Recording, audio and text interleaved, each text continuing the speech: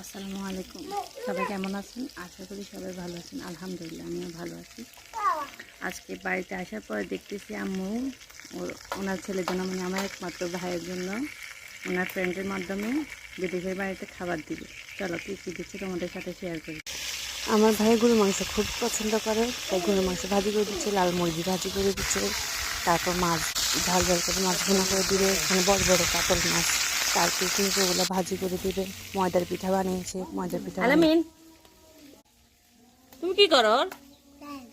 তোমার নানু রান্না করতেছো, তুমি ওগুলোর ভিতরে বসে আছো? এটা কোনো কথা?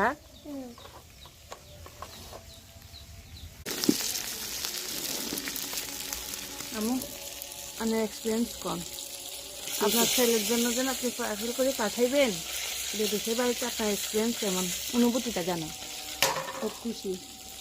খুব খুশি লাগে। ছেলের জন্য পাঠাবেন অনেকদিন পরে। কি পাঠাতেছেন? কাতল মাছ ভাজা, সেদিন মাছের জাল করে দিবেন। দেশি রাতা ভাজি, গরুর মাংস ভাজি।